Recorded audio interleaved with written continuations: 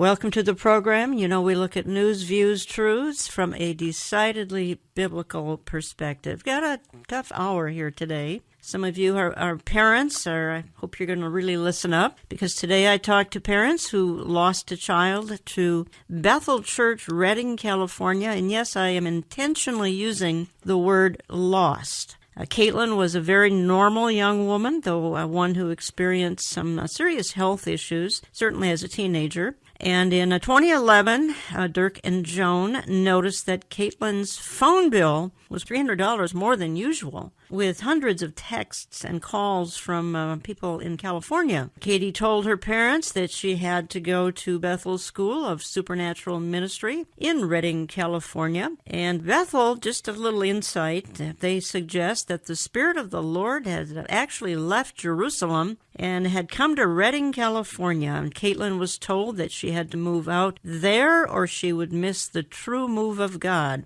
Now, those communicating with her from Bethel suggested that Caitlin's parents were controlling her, that she needed to get away from them. This is a heart-wrenching story that actually likely isn't finished yet because Caitlin is still estranged, and her parents, who are in studio with me for this hour, feel that the things are going to be made right eventually. So Joan and Dirk, thank you for coming in, telling us your story. Joan, it kind of starts with Katie's illness. As a teenager, and we don't have to go into details, but as a teenager, she was seriously ill. She was. She had a very simple surgery when she was 12, and there were some complications by the time she turned 13 on the 4th of July. I started taking her to specialists all over the city. I took her to the best infectious disease specialist in the Twin Cities, and she said, "You're going to have to take her home and put her to bed. She's got the highest titers of a disease she'd ever seen, but the only drug that could help her would damage her liver." She said she's too young for that. You need to just take her home. It did go away. When she was 19. Was it supernaturally taken away? Well,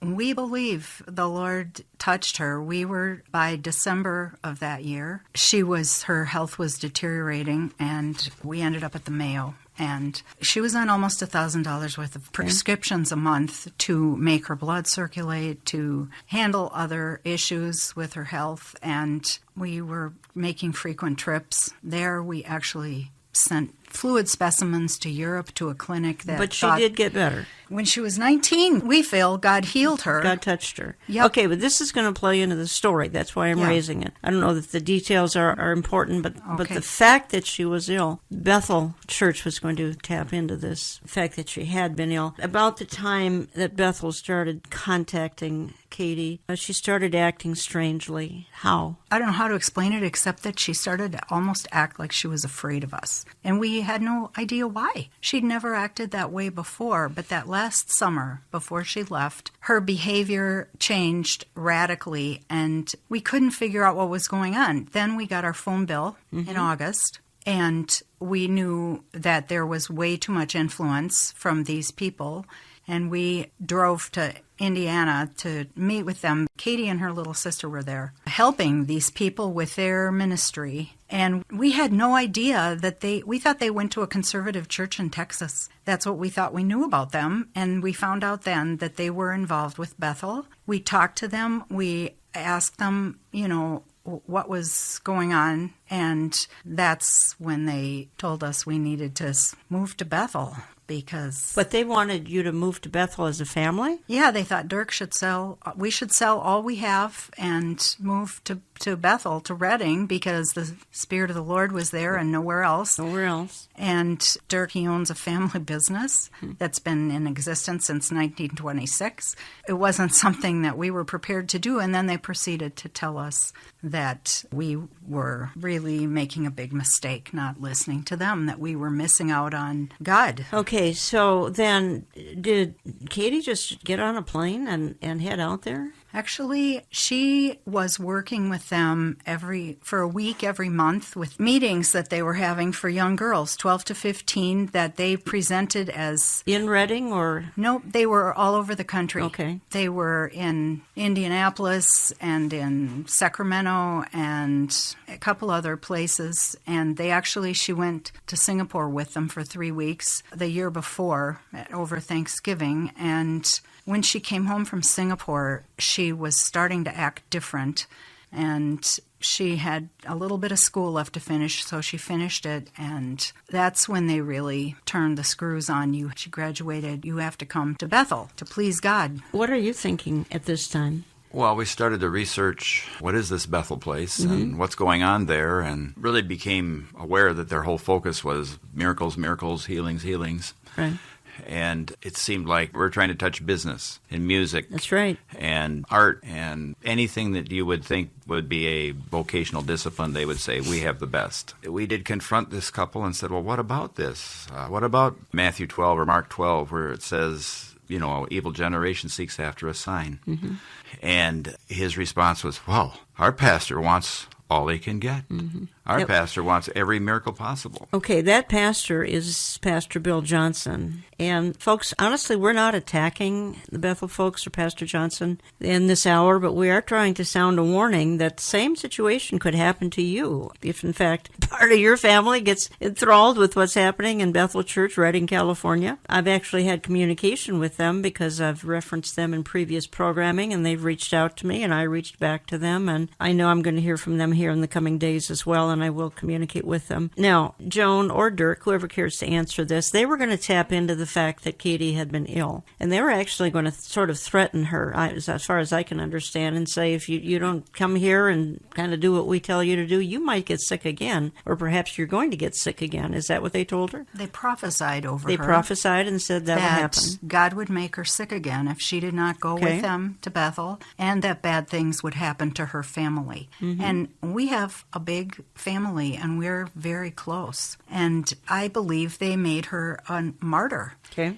She had to go, even though she didn't want to protect us all. And they told, she had to prove that she loved Jesus more than she loved us. By the way, you're listening to Understanding the Times Radio. I'm Jan Markell. I have in the studio with me Dirk and Joan Miller, and they approached them a couple of months ago. Happened to be visiting a church in the Eden Prairie, Minnesota area. They came up to me, and we started talking, and I started hearing a little bit about Caitlin's experience or the ordeal they've been through, and decided after I got more information that Caitlin's story and Dirk and Joan's story should be heard so that parents who could be going through the same thing or will go through the same thing can have sort of a warning that there are some Pied Pipers out there, that they may sound spiritual, they may sound good. You may even be listening to some of them on YouTube or wherever, Christian radio, television. They may not be the most sound, at least that's my conclusion as it concerns Pastor Bill Johnson of Bethel Church, Redding, California. And you folks saw Caitlin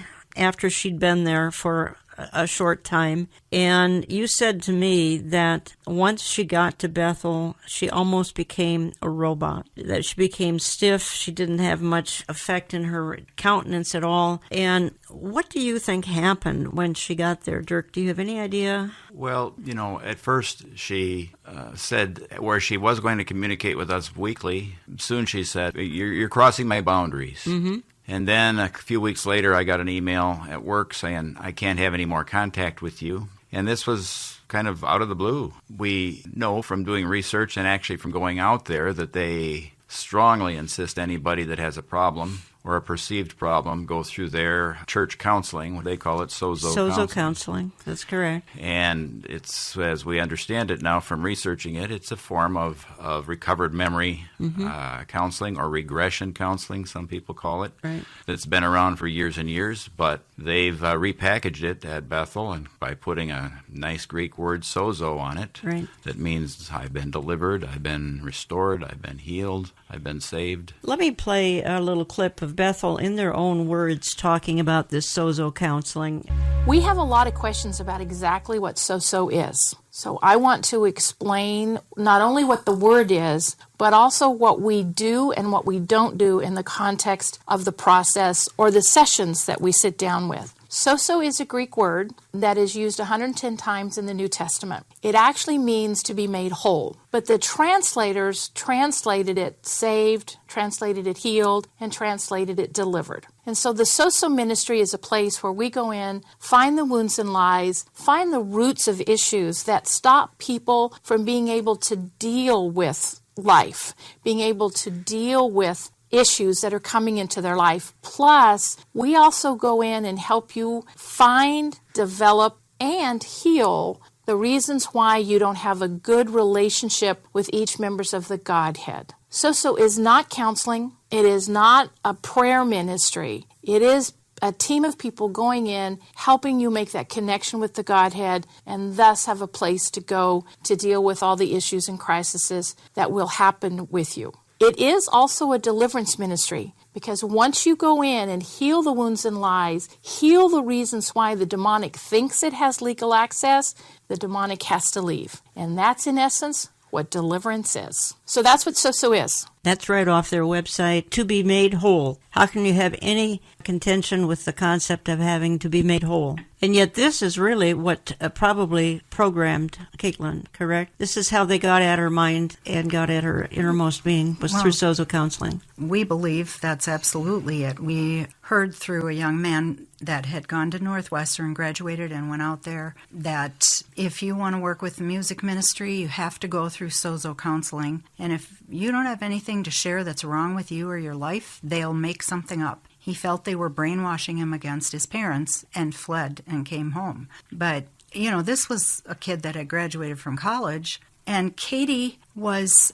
young emotionally because of how she'd suffered her entire adolescence. And when we spoke with one of the women out there who's a professional counselor, I said to her, I don't think you understand how sick she was. Mm-hmm. Every doctor we've spoken with has told us when kids are that sick and in that much pain, they get stuck emotionally. Okay. She had some years of growing up to do emotionally, and I suggested that she was a lot younger than she really was, and she said, oh no, she was a lot younger than that even. That was her perception. Okay. Well, here's some of the terms you used to me when I was kind of quizzing you about all of this. You suggested that she was like a robot. This is when you saw her.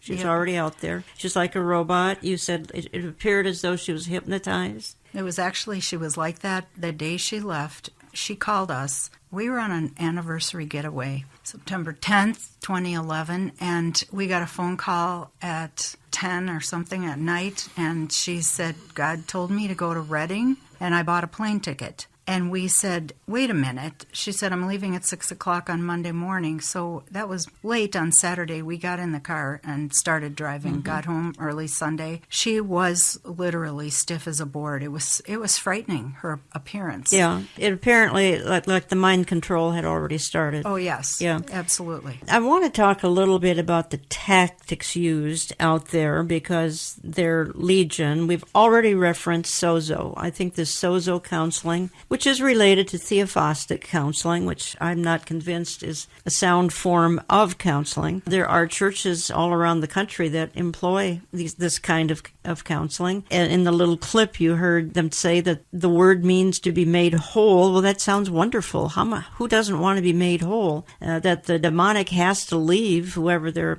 practicing this on, the demonic has to leave. They say it is a deliverance ministry because that's how the demonic has to leave. And yet this is kind of what set everything in gear. And I haven't been out to Reading, but I'm just assuming that every student goes through Sozo counseling. Do you know if that be the case? We heard that the kids that wanted to work with music had to go through but Sozo? I don't know about the rest of them. Mm-hmm. Katie did end up working with their BethelMusic.org. When we went to try to meet with the pastors out there to see if somebody wouldn't visit with us about this problem, and we didn't see good fruit in their school. Mm-hmm. It's at least in our own daughter. And we were appealing to them, aren't you about family and building up families? They really didn't want to talk about that. In fact, they said, we can't help you. We said, well, we'd like to talk to one of the head pastors then. Well, they were not very helpful with that. And they said, you should go talk to our counseling department. So I called the counseling department, and they said, well, you'll have to come in, and you'll be counseled separately. I said, no, we're a husband and wife. We're together. We're one. that's the only way we'd come in and talk with you. They said, no, you have to come in separately. I said, well, okay, we'll move on. Well, we tried to explain what was happening with Caitlin, and they just didn't know what to do with us. They said, you'll have to talk to a pastor. Well, it was the pastor who told us to go talk to them. And nobody really seemed to care until we talked to Bill Johnson personally. And I want to ask you what happened when you talked to Bill Johnson personally, and we'll do that. And folks, the other thing I want to do when I get back from a very short break is I want to talk just for a little bit, at least in the next segment, at some point in the next segment, about what's called the New Apostolic Reformation, or NAR, because this church is a part of the New Apostolic Reformation. Also want to clarify that this program is not an attack on all Pentecostals or Charismatics, only those that are going to extremes, such as what you're hearing, because you're going to hear a lot more in the minutes that we have left, what Bethel in Redding, California is doing, and I think most of my listeners would consider it, including a lot of my Assemblies of God listeners would consider it to be extremist. I'll be back in a couple of minutes. Don't go away. This from Bill Johnson. Did you know that Jesus was born again? Did you know that Jesus was born again? See, they teach that Jesus died spiritually in hell, ceased to be God, and had to be born again. He had to get saved. Dear friends, this is heresy. This is heresy. If there was ever a time in which Jesus was not God, if he ceased to be God, dear friends, and Jesus never was God to begin with. We hope you're challenged by what you're hearing today. If you want to share this story with others, please call us for a CD. Your number to order, 763-559-4444. Remember, our Fall Understanding the Times conference will be held at Grace Church in Eden Prairie on September 29th. This year's conference is a ticketed event. You can learn all about ordering your tickets and this year's conference when you log on to olivetreeviews.org. As we go into the summer months, we hope you'll still consider making a financial gift to this listener-supported broadcast. Our coast-to-coast ministry requires many people helping us to underwrite our radio cost. Your tax-deductible gifts are welcome when you write to Olive Tree Ministries, Box 1452, Maple Grove, Minnesota, 55311.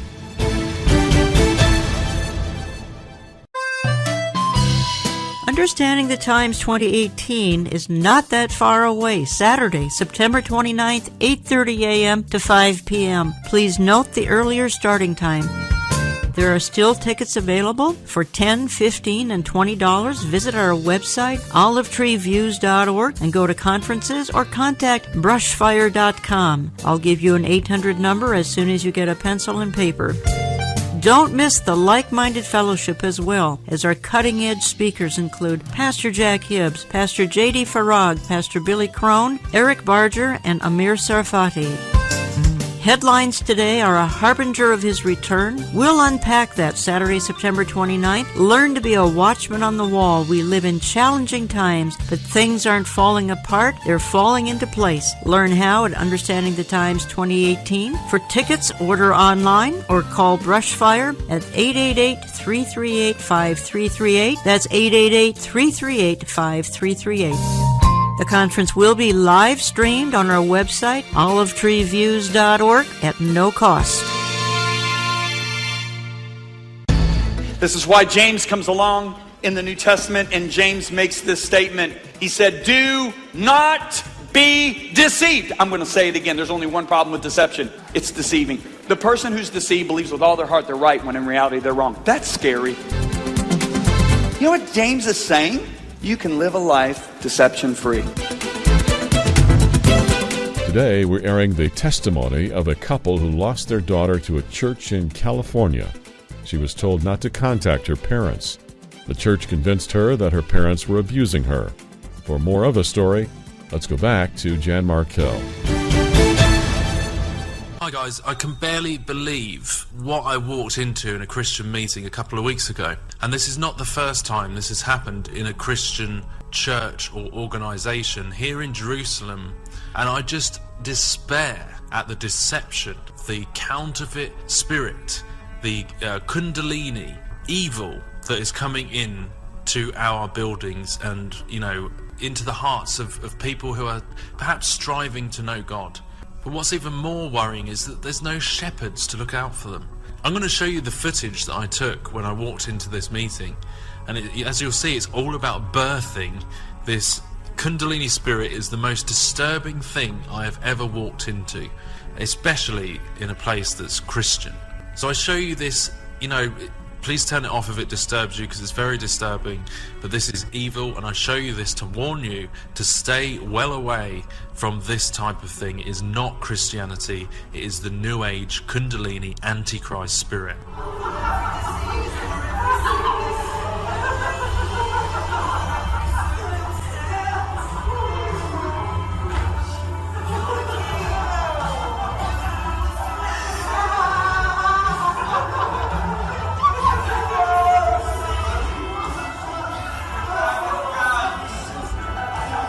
Bethel TV.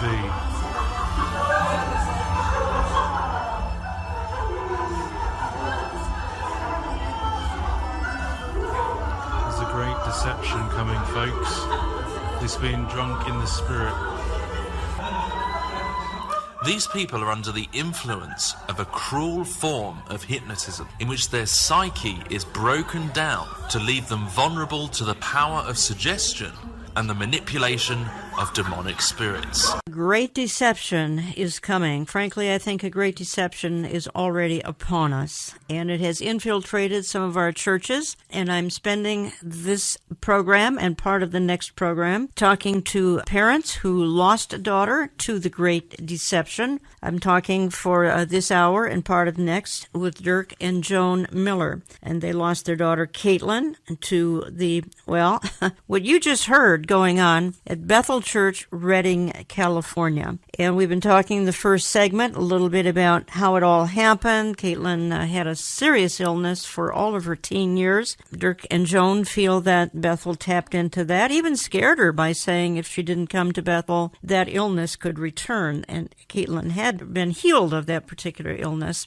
So they were using some fear tactics, and then pretty soon mind control set in. Once the Bethel church got into the Sozo counseling, then more mind control and more hypnotized type behavior began with her. She sort of became a mind-numbed robot. And this is according to her parents, who are in studio with me. Dirk and Joan, let me just talk for a few minutes here about some of the tactics used. We've already talked about Sozo counseling, which is kind of memory regression, but they use other tactics. They've got these fire tunnels, and which is bizarre. You have to watch it online to believe it. The fire tunnels, and I don't think you ever saw anything like that. Folks, you'd have to see that online. But you did see love bombing, and that is extremely common with these types of organizations that are terribly cultish. Can you describe what you saw there? They were telling our girls that they were the only ones with the gifts that they had that they'd ever seen. And these are people that are in their 60s and been Christians for years, raised 5 kids, and, they were truly trying to persuade them that they couldn't live without them at Bethel. Caitlin, they were constantly calling her and telling her how wonderful and perfect she was, and they had to have her gifts at Bethel, and, they had 1,800 students. I don't know why they needed Caitlin so badly. Are you aware of some of the other things that this church is engaged in, including I'm sure you are, the grave soaking? Right. This is beyond bizarre. I want to just play a clip that actually talks about that, because they actually lay on the graves of deceased saints and feel that the spirit in the grave is going to come into them. Again, this is Andrew Strom, who has done wonderful research on this Kundalini spirit, and this is what we're dealing with, folks. It's kind of a Christianized version of Hinduism. Now, anybody listening here at Bethel Church is going to deny this and say it's anything but that, but you can't, when you see it, that's all you can conclude is that this is some sort of Christianized Hinduism, and particularly when it concerns this Kundalini. And if I had television, you would be seeing visually, you'd see these young people, heavily 20-something kids, who are writhing, groaning, crying, screaming. You heard some of that in the clip introducing this segment of the program. It would seem to me that there's more demonism going on than anything else, and that's because of this Kundalini spirit. Hi, I'm Andrew Strom, author of the new 2015 edition of Kundalini Warning, False Spirits Invading the Church. And the main reason we've put out this new version of the book is because of Bill Johnson and Bethel Church in Redding, California. But what really concerns us is what's going on behind the scenes at Bethel. This is what a bunch of drunk Bethel students look like. All of this footage comes from within Bethel itself. Obviously, as you can see, they're into spreading this drunkenness anointing, just like the others we've looked at. For years, Bill's wife, Benny Johnson, has been the senior co-pastor of Bethel alongside her husband. And this woman is into some truly weird New Agey stuff, reflexology, and much more. Benny Johnson herself put out this picture. She's lying, soaking on C.S. Lewis's grave. These are students from Bethel's School of Ministry, and they've been photographed around the world lying on the graves of dead Christian leaders. There's a teaching in some of these circles that you can soak up the anointing by lying on their graves. Here's Bill Johnson himself at the grave of the wife of Smith Wigglesworth, the famous healing evangelist. Of course, people say that Bill Johnson is such a great teacher, such a great writer, but it's actually what's going on in the background that concerns us. The spreading of New Age practices, the spreading of a New Age type anointing, a foreign spirit. Those are the things that really worry us about Bethel. In 2012, the Bethel crowd put out this book, The Physics of Heaven. And the subtitle says it all. Exploring God's mysteries of sound, light, energy, vibrations, and quantum physics. Many Christian leaders, when they've read this book, say it is one of the most New Age things they've ever seen. The contents are unbelievable. Just the chapter headings alone are proof enough. Vibrating in harmony with God. The God vibration. Dolphin therapy. Quantum mysticism. Human body frequencies. What on earth is a major ministry like Bethel doing, promoting such a weird and mystical work? Of course, this deeply New Age book is still sold on the Bethel website to this day. After all, that's who it's come from. You're listening to Understanding the Times Radio. I'm Jan Markell, and we're spending the hour talking about Bethel Church, Redding, California, some of the tactics that they use, because I have parents in studio with me. Their daughter, Caitlin, well, she was, I want to say, she was sort of kidnapped by Bethel, not literally, but once she got out there, certainly her mind and emotions were taken over by this church. And Dirk, the thing that keeps coming back to me is that Bethel kept insisting that Caitlin had been abused. And obviously, and I know you folks as parents, it's the last thing you have on your agenda is to abuse your kids. Did you ever address, and I know you had a moment with Bill Johnson, it was a very brief moment, and you had some other time with another couple of pastors there. Did you ever tell them that, you know what, that's the last thing on our mind that would ever do to our children would be abuse them? We told Caitlin's mentor, I happened to meet with him once, we just said that's absolutely not possible that it happened on our watch. Yeah, what did they say? Well, Caitlin's very fragile, you know. He actually told us that she thinks she had memories of abuse. And as Dirk said, we said absolutely not. She was never abused. And in passing saw him, and he said she absolutely remembers that she was abused. And that's very typical of this recovered memory therapy, that they get these kids in a controlling environment, they start love bombing them, and then they move on to group therapy, and one person says they have this problem, and then the next one has the same problem. They have a couple books they use that have lists of proof that you were abused. Did you ever have nightmares as a child? Every person on the planet could say, I must have been abused, if they look at these lists. Yeah, so if you had one thing on the list. We don't know what was on her list. But if you had just one out of 70, 80, 100 points, if you had just one, then that kid had been abused. Right. And the man, when the one time that we met with her, we tried to see her, and they said we couldn't, and she didn't want to see us. And I begged the next time we went out there, and they said they didn't have anywhere to meet. And I'm thinking, you have a huge church, you have a house, your daughters have houses, Caitlin has an apartment, why can't you find a place for us to meet? And they finally said, well, we can meet in this obscure little coffee shop, and we found it, and they were sitting there with her on one end of a very long table, and we went in and sat down. They wouldn't let us get near her. And the woman had her hand on Caitlin's knee the entire time.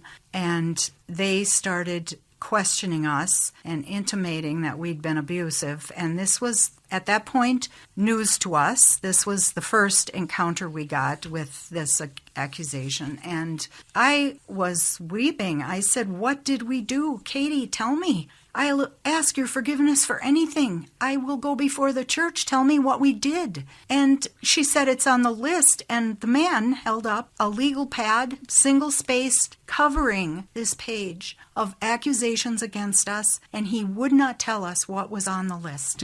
Really? We had no idea what we were being accused of. I spoke with his wife later. I actually called her and said, "Can't somebody tell us what we did? You must have the list." She said, "Oh, Mike just made that list so Caitlin could be sure and remember all the things you did to her."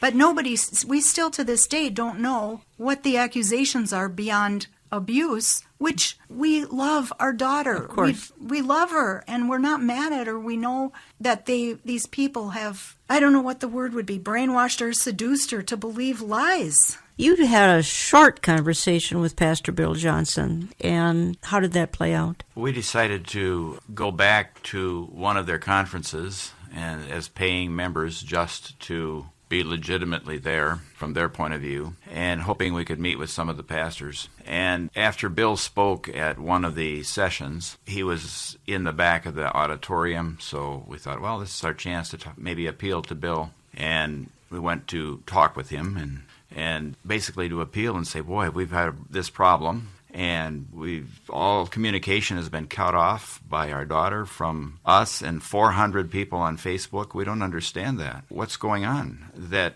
she could be so affected by the Bethel School of International Ministry, or whatever they call it, Supernatural Ministry? Supernatural. Bill threw up his arms and said, "Well, don't lay that on me." And I said, "Well, if not you, who? Aren't you the head pastor?" And then his bouncer stepped in and said, "I'll handle this." And then Bill said, "No, wait.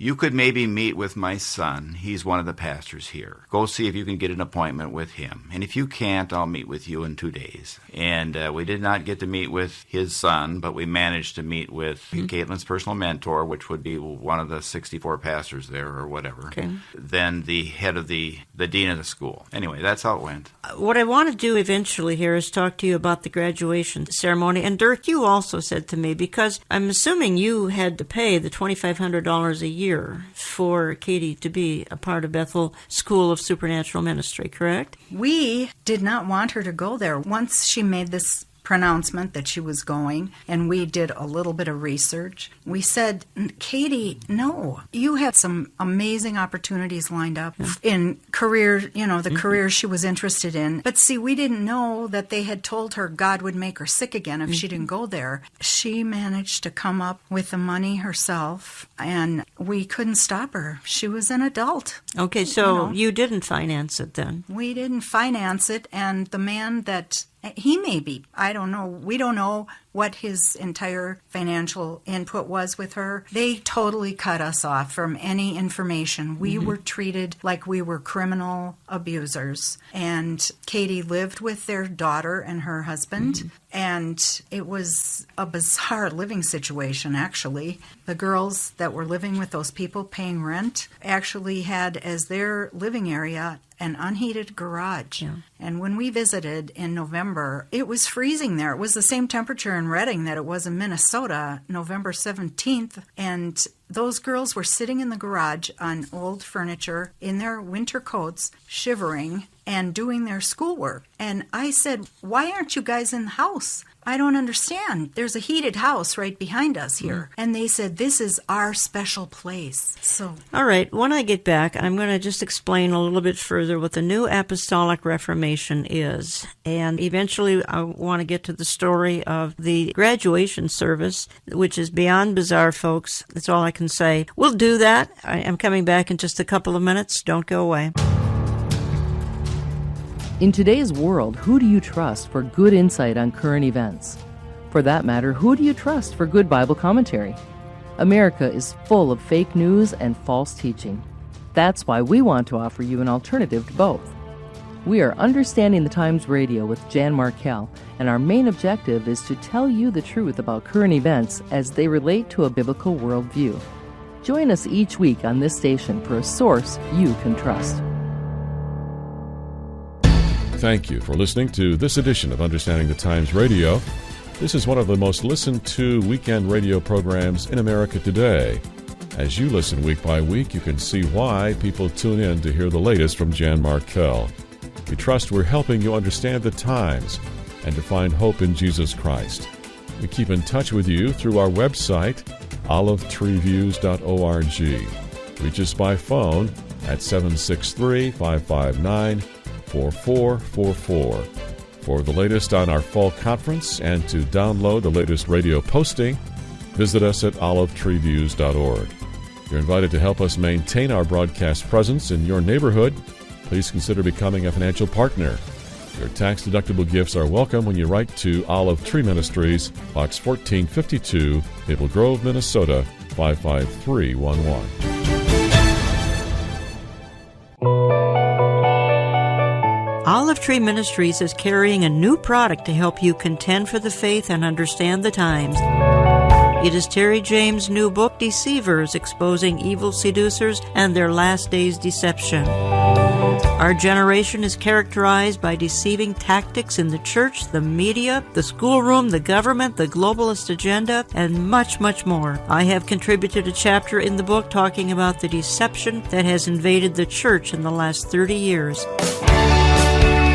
Find the book in our web store at olivetreeviews.org, the hardbound 320-page reference book. You can call us to order at 763-559-4444, 763-559-4444. It is also featured in our print and e-newsletter. Sign up online. Don't let the deceivers fool you or those you care about. Many are falling for these deceptions and delusions of our day. Stay in tune and up to date. Order Deceivers today.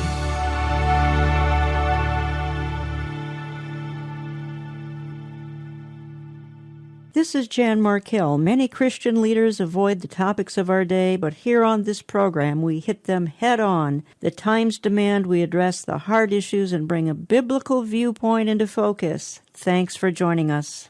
I don't care how good it looks, how beneficial it seems, how productive you think it will make you, how blessed you think you will be, how happy you think you will be. If it is not of God, if it is contrary to His Word, it will end up in a place you don't want to find yourself. Now let's conclude our story today. Here is Jan Markell. False teachers have always been a problem, and it was a problem in the Old Testament, it was a problem in the New Testament, it's a problem today. And Peter, in this epistle, describes them rather thoroughly. And so I want you to listen to what he says beginning in chapter 2 and beginning in verse 1.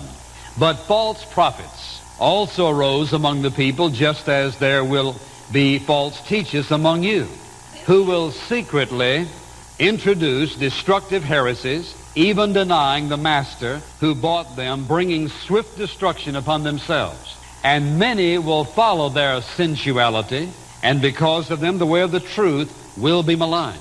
And in their greed they will exploit you with false words. Their judgment from long ago is not idle, and their destruction is not asleep. And welcome back. We're wrapping up program number 1 with my in-studio guests, and I'll say more about them in just a moment. Just a quick reminder that we've only got a few hundred seats left for Understanding the Times 2018. You might want to think about making plans to just live stream it, as we're offering that on the website, olivetreeviews.org, at no cost, the live streaming. But you do need a ticket if you want to go to the event itself. And you can call the Brushfire Ticketing Agency. You can access them online, brushfire.com, or call 888-338-5338. Again, there are just a few hundred seats left in our almost 5,000 seat venue. But again, I would think about getting a group together and enjoying the live stream on Saturday, September the 29th. Again, speakers include Amir Sarfati, Pastor J.D. Farag, Pastor Billy Crone, Pastor Jack Hibbs, Eric Barger. I'll be there. The team from Olive Tree Ministries all be there, and I hope you'll consider if not attending, at least just live streaming it or getting the CDs and DVDs about a month later. Let me just say a word quickly about what's known as the New Apostolic Reformation. You've heard my guests and me referencing what's known as the NAR, or New Apostolic Reformation. This is a group of men and women appointed by some NAR leaders. The appointed NAR prophets and apostles have authority, and some would say equal authority to the prophets and apostles of the Bible. The most influential leader in this stream would be the late C. Peter Wagner.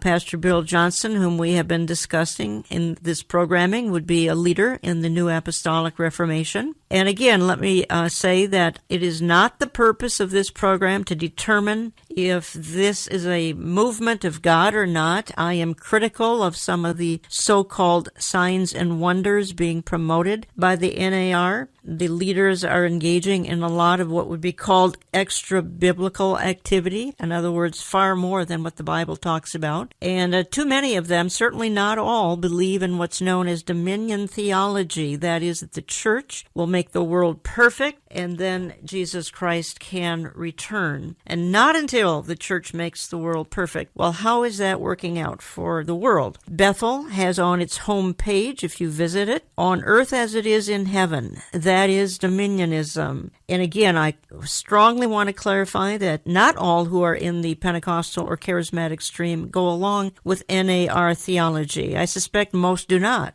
C. Peter Wagner invented the term New Apostolic Reformation and then pronounced himself, well, God's appointed leader. And he stated in 1988, he says, quote, "I needed a name. For a couple of years, I experimented with post-denominationalism. The name I settled on for the movement is the New Apostolic Reformation." You might also hear it referred to as Latter Rain, Joel's Army, the Seven Mountain Mandate. They believe a great end-time harvest is coming, an outpouring. It will occur once we battle enough demons, perform enough miracles, and unify under these new apostles. And I certainly believe a great harvest and outpouring is going to happen during the tribulation, probably not before the tribulation. So God is giving new revelation to his prophets and apostles. That's what the NAR would believe, and I'm not convinced that C. Peter Wagner is correct in that today's prophets and apostles are appointed to govern the church. So that's just a little bit of explanation as to what on earth is this NAR, or New Apostolic Reformation. My concern further is that Bethel Church, Reading, is establishing a trend within many churches today, a trend that is not producing healthy or well-balanced churches. I have in studio for the hour Dirk and Joan Miller, and they have lost a daughter to Bethel Reading. And during the break, we were talking just a little bit about some of the additional tactics that are implemented, and I want to just hit on a few more because one surprised me. I did not read this as I was doing my research. And Dirk, you told me that one of the things they participate in is contemplative prayer, which is a method of turning the mind off, numbing the mind, and you saw them engaging in, some call it contemplative prayer, others call it contemplative, same thing, contemplative prayer. You saw them engaging in this. It's very dangerous, by the way.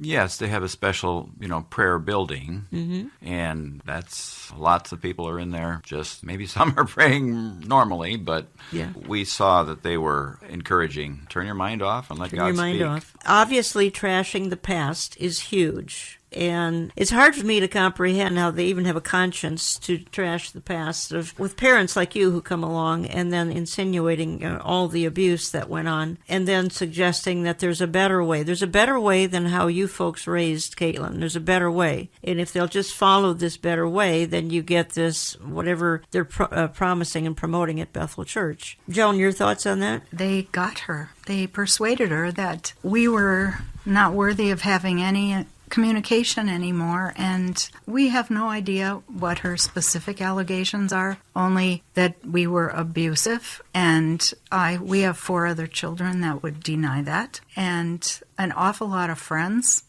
that would deny it, people we've been very close to for years. It's been beyond heartbreaking. This has been since 2011 when this all began. September 2011. So there's a lot of years that have gone by here. Yep. And Caitlin she's not in touch with you. Not at all. Not any of us. She has, changed email addresses. We have to us on this planet, she doesn't exist. Well, a number of your family went out to try to reach her. Some of her siblings went out, an uncle went out, you folks went out more than one time. We went out 4 times. And she would say at one point in time, she would say, I can't wait to see you. Right. And then you'd get there, and she'd be this mind-numbed robot that couldn't spend time with you. Nope. And her sister, she has an older sister who has several children, and they made the decision that year she left, they were going to, for Christmas, give their children plane tickets and fly to California.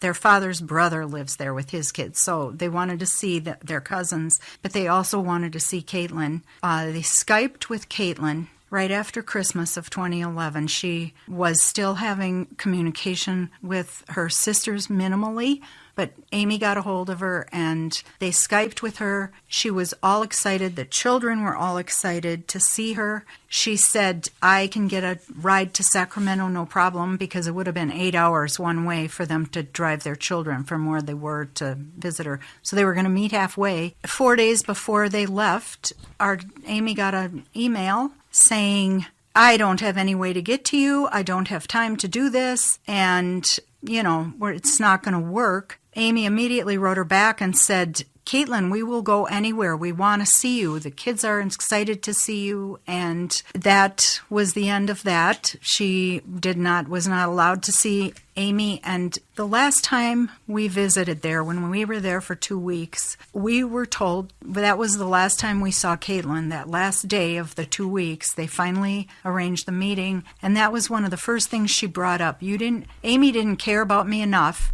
to want to come and see me. And that was an absolute lie. But they also admitted that day that they were vetting all our communication with her. And we know that she didn't see Amy's email saying we'll go anywhere. And there are other instances we know that they told us they were only allowing her to see communication that would not hurt her heart. And apparently everything any of us sent her. I was even told I was manipulating her by sending her a Christmas present or a birthday present. So no more gifts, Mom. Dirk, you have set up an email. There are people listening, and we want to somehow be of an encouragement to them. And we can do that. We're going to tape a segment of another program coming up here, and we can be a little bit more encouraging in that program. But you've set up an email for anybody who might be going through this as a parent, for a young person who would like to get out of what they're in. Doesn't have to be Bethel. Maybe it's some other activity that has sort of cultish shades of Bethel, Redding, California. And that email is joel3.16b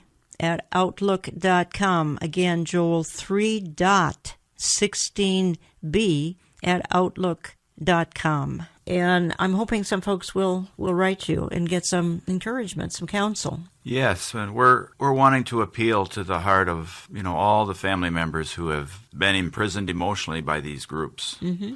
Because we've heard, I feel brokenhearted, or I feel hopeless, or I feel trapped, or I feel afraid. And they don't know what to do, because if they disappoint the group by going to their family, they'll disappoint the group. If they go to the group, they disappoint the family. They're in a double bind. And yet, how do they get out of that? And one of the things that the Lord's just laid on our hearts is in Isaiah 61. The Lord reads that in Luke 4:18, Jesus in the synagogue is reading about himself. And he says, I was sent here. The second thing it says is to bind up the brokenhearted. And then it says to proclaim liberty to the captives, to open the prison to them that are bound. So if you're in a situation like this, we just encourage you to turn to Jesus and say, could you make those scriptures real to me? And watch what the Lord does. Folks, this has been a difficult hour, and I want to wrap it up here in a few minutes. My in-studio guests and I, honestly, we have no interest in just casually calling out various leaders, pastors, and teachers, but we certainly have intended to sound a warning that there are wolves among the flock in today's church. What's going on at Bethel Church in Redding, California probably gives new meaning to the verse, in the last days many false prophets shall come and deceive many. That many will just want their ears tickled, perhaps with supposed supernatural manifestations. I want to play one more clip of a gal by the name of Heidi Baker, and she frequently ministers at Bethel Church. And as I said, I'm cautious about throwing out terms like false teacher very casually, but to me, watching Heidi online, she qualifies as a false teacher. I want you to listen as she works the Bethel kids into an emotional state in this clip. At the end, you will hear a young man, perhaps 20 years old, scream as though he sounds as though a demon has been imparted to him. Now, this is serious stuff. This is playing with fire, and Bethel Church is playing with fire. And it's not just me saying this. There are dozens, perhaps hundreds of YouTube warnings online that you can find from very, very credible critics, far beyond my warnings here today. And if you saw this clip, I can only share the audio. If you saw this clip, you would see that this was just a normal young man in the Bethel service, and Heidi Baker seems to impart something to him, and then he begins actually literally writhing and groaning. And I see a very strange vision right now where I see crowns within crowns within crowns within crowns within crowns within crowns. And as soon as you take the crown off and place it on the child, I see like a pyramid of crowns upon the child's head. And they take the largest one off and place it on another. And there's another one there. And I see I feel like there's this. It's like a mountain of provision, of anointing. The more you give away, the more you will receive, says the Lord. So right now, I'm sensing really strongly. It's going to sound a little odd, but too late. I want you just to take in the spirit realm that crown that's on your head and just place it upon someone else. They're going to just get wrecked all over the room. You're just gonna, okay, don't do it. Don't do it like it doesn't matter. Do it in the most impartation that you've ever believed for right now. You're going to impart to each other. So you're going to take it, you're going to put it on somebody else's head and watch, and then say, more Lord. Whoa! More Lord. Everybody, place that anointing, that crown, that gift upon someone else's head. Keep praying. Every single one of you, impartation, legacy, legacy, legacy, legacy, legacy, legacy. Increase your glory. More, Lord. Try it again, try it again, try it again, try it again. More, Lord. There's fire. Place it on their heads. Find somebody. I think he's got it. Shake Baba. Fire. Place it on another one's head. Fire. Shh. Legacy. Legacy. Greatest thing you've ever seen in your life. Prophesy over them 10 times.